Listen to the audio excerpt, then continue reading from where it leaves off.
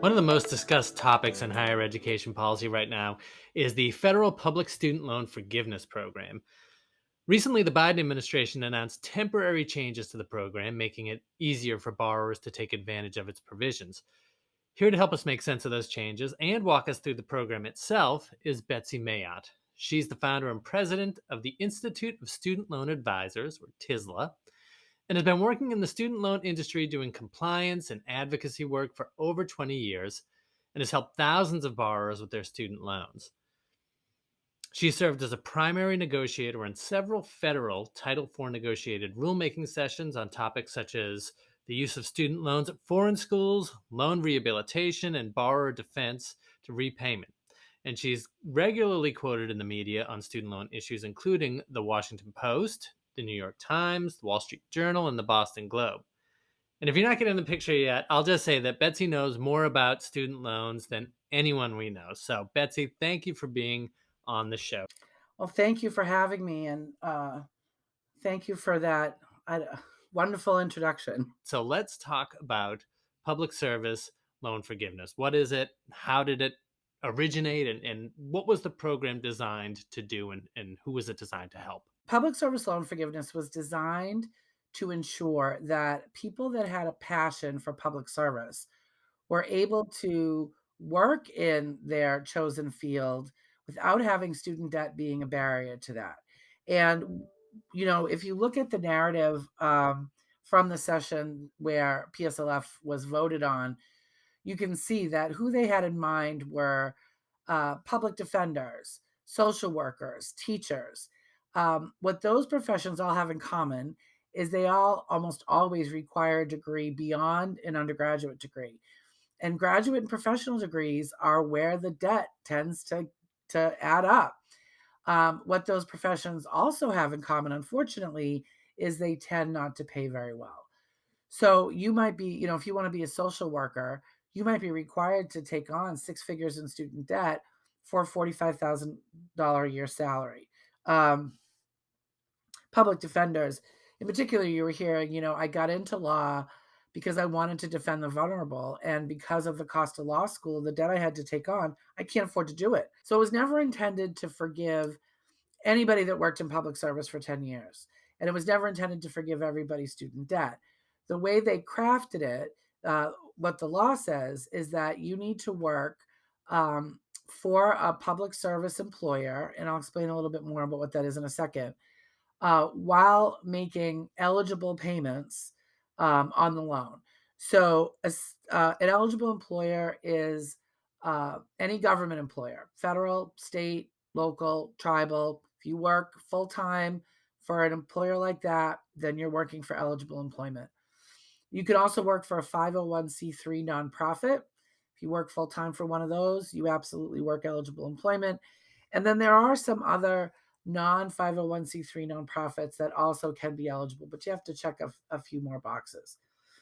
And an eligible payment plan, now you can be on a 10-year repayment plan, but if you make, now I'm better at words than math, but I do know that if you make 120 payments on a 10-year payment plan, you're going to pay the loan off. But those payments do count. But ideally, to benefit from PSLF, you need to be on an income-driven plan.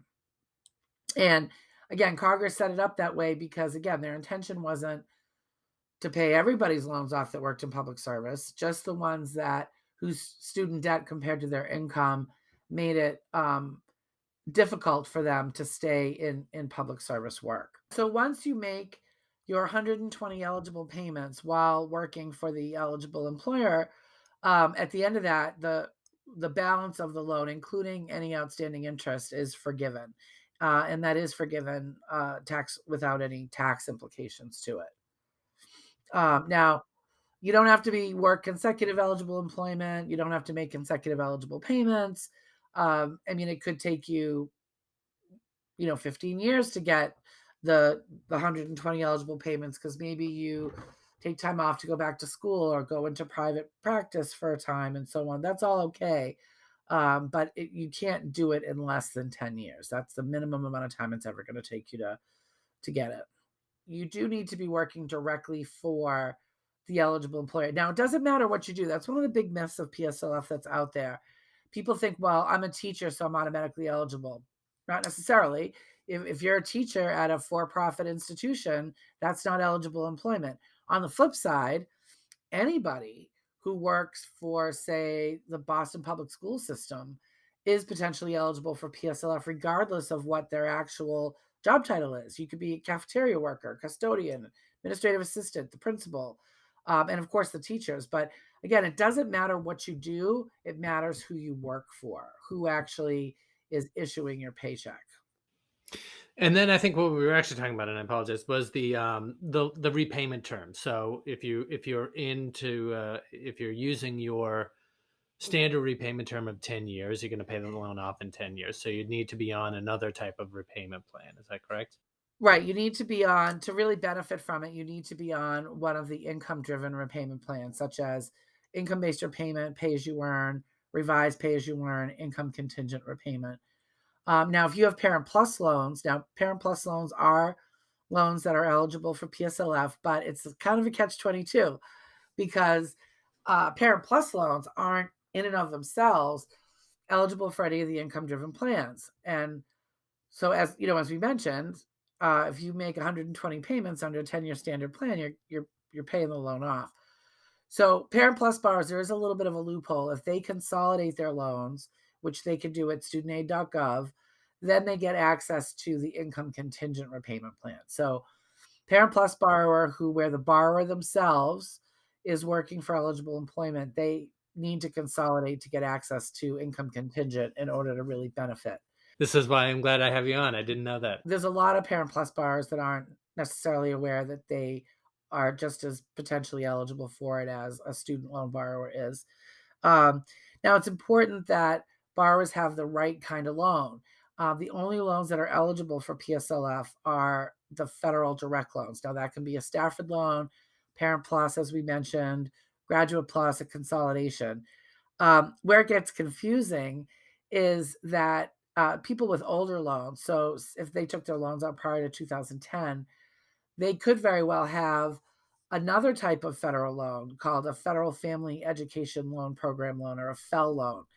Now that's confusing because under the FEL program, they had Stafford loans, they had Graduate and Parent Plus, and they had consolidation.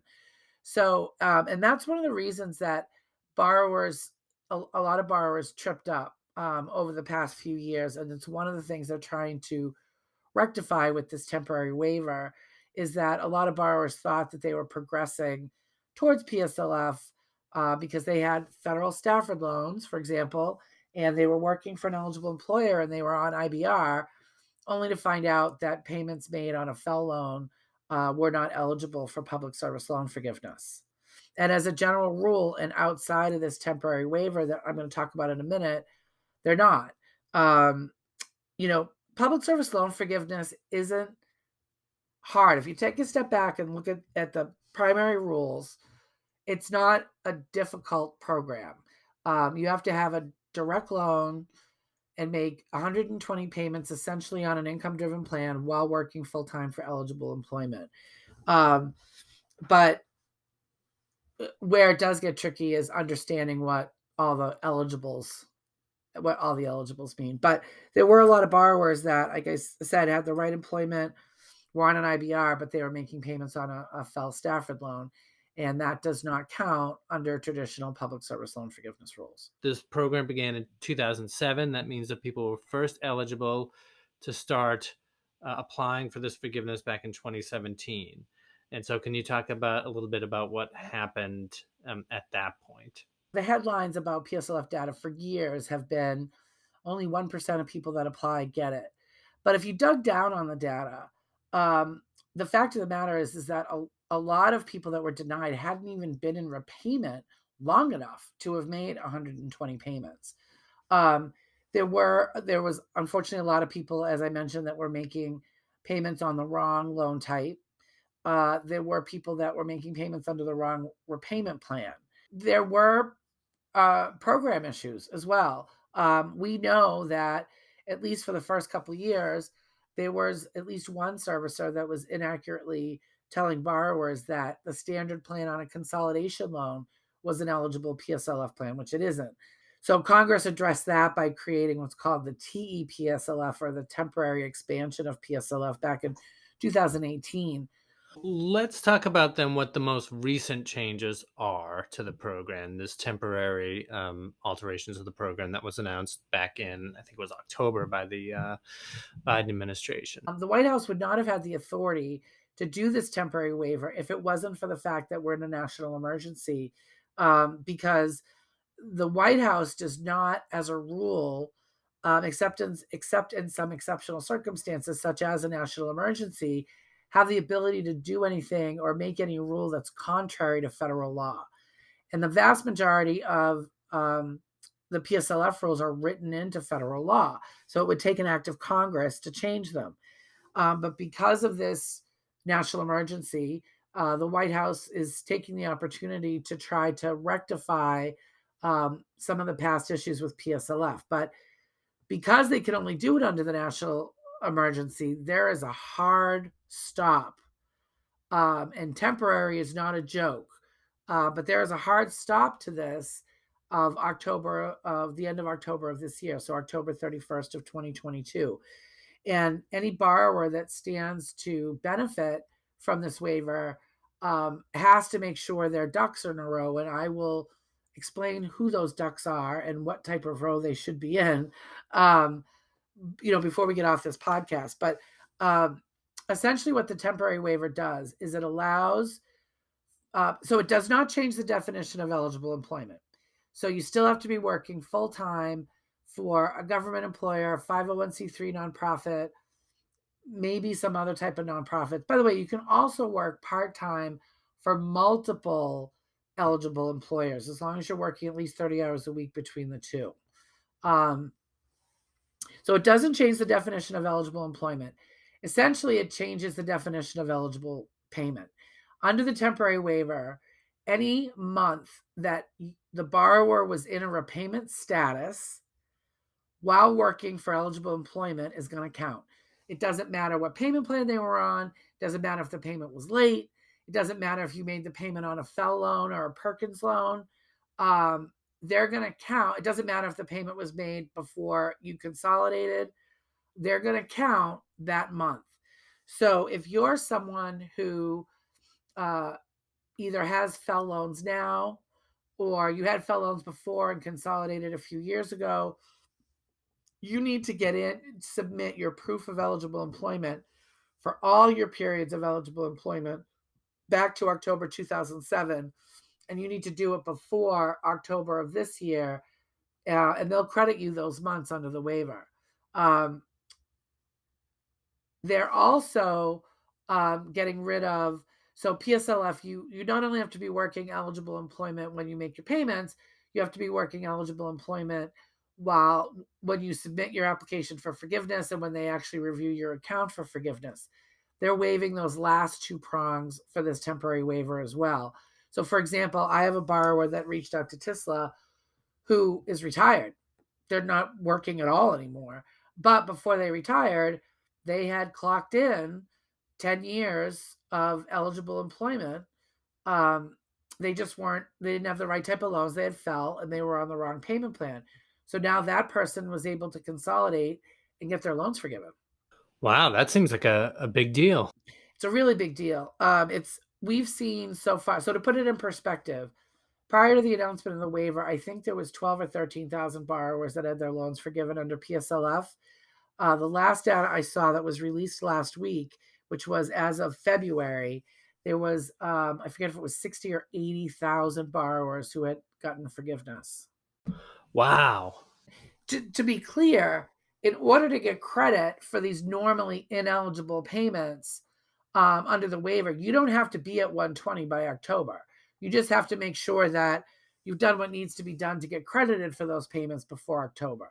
So let's say in 2012 you consolidated and you had 20 payments that you made under the FFEL program before that.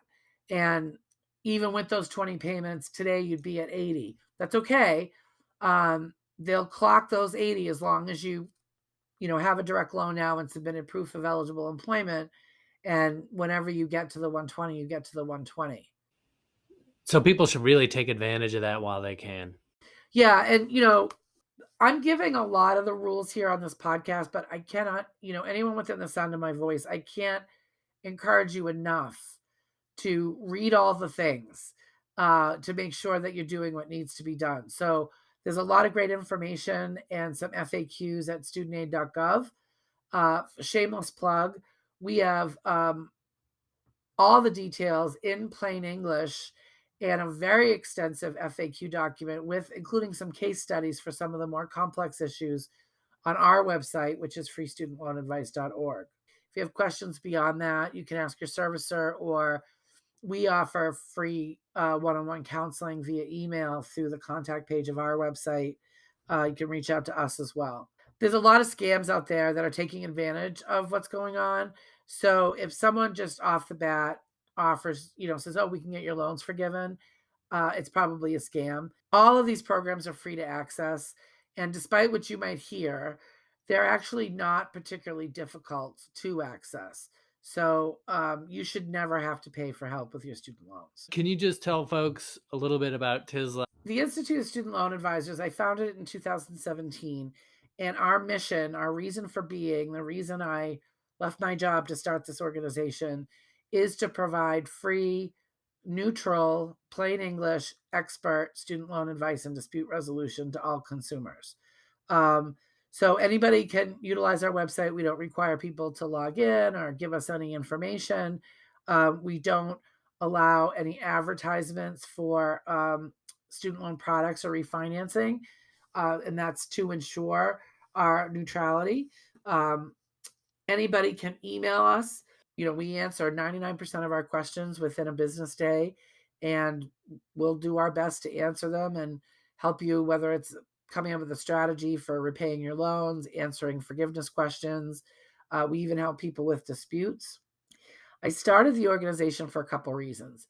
I partly started it because I was getting really frustrated seeing how many people were getting taken advantage of by these student loan scams. And it made me realize that one of the reasons that people were becoming victims of these scams is because they were looking for a third party neutral entity to help them with their student loans. Um, One of the other reasons I started TISLA was because of Reddit. Believe it or not, um, I discovered Reddit about, I don't know, 10 years ago or so, and I saw that they had a student loan sub, which they still do.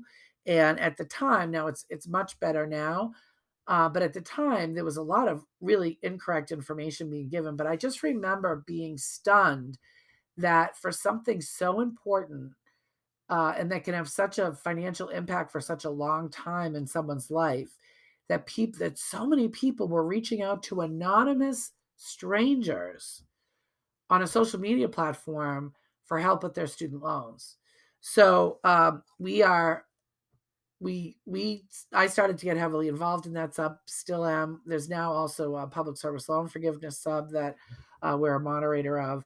But again, that made me realize that people were looking for a neutral third party to get expert advice from.